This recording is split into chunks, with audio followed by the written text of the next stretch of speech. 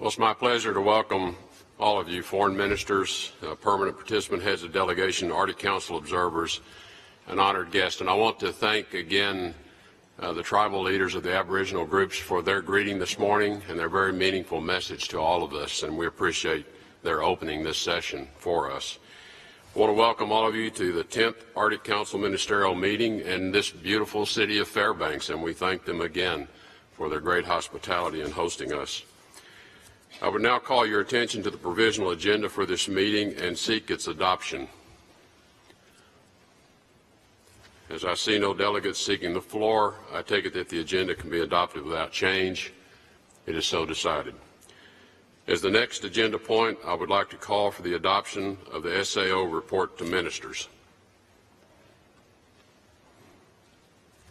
As I see no delegations seeking the floor, I take it that the report can be adopted without change. It is so decided. Let's turn to the agenda item on the accomplishments of the Arctic Council during the U.S. chairmanship. The United States has been privileged to lead the Arctic Council at a time when the Arctic region has been facing unprecedented change and challenges. I am grateful for the level of cooperation that the nations and the peoples of the Arctic have demonstrated as they continue to address these challenges. The Arctic Council, which recently celebrated its 20th anniversary, has proven to be an indispensable forum in which we can pursue cooperation.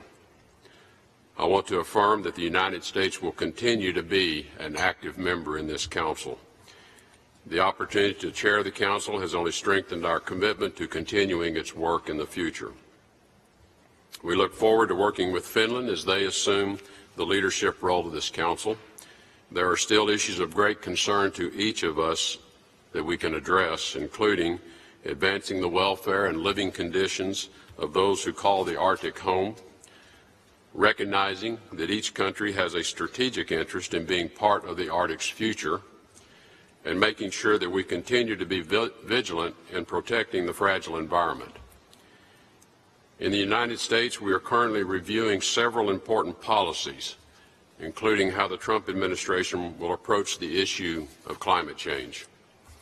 We are appreciative that each of you has an important point of view, and you should know that we are taking the time to understand your concerns.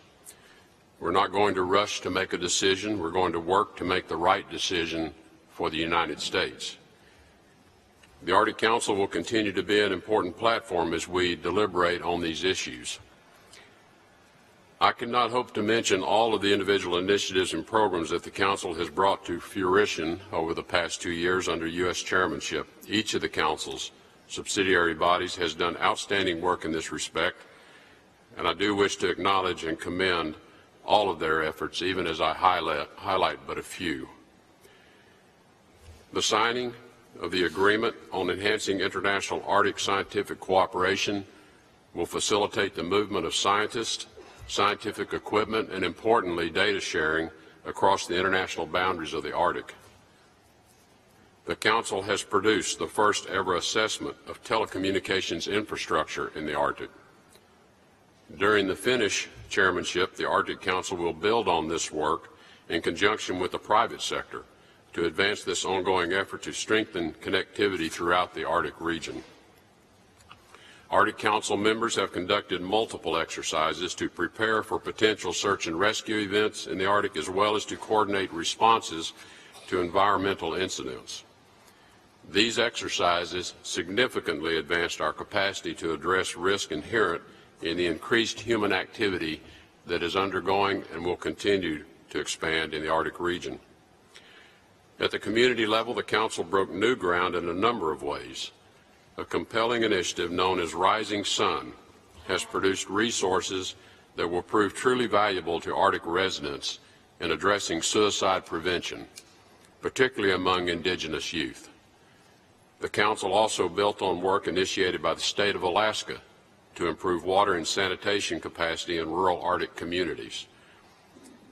As Arctic shipping continues to increase, the Council took a number of measures designed to ensure that such shipping remains safe and reliable, including the Arctic Ship Traffic Database that will improve our understanding of the ship traffic in the Arctic, including the number and types of vessels in the Arctic, their exact routing, and other important information.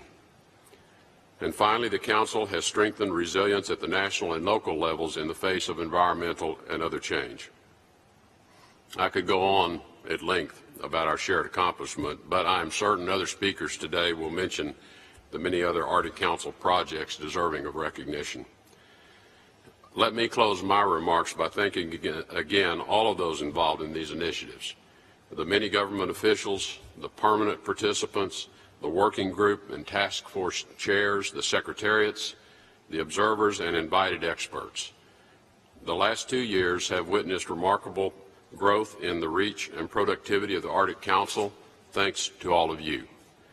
And I'm confident that under the leadership of Finland, the Council is poised to do even more. With that, we're ready to move to the next agenda item, which is the statements from the Arctic states and from the permanent participants. I now offer the floor to each of the other heads of delegation in turn for these statements, beginning with Canada.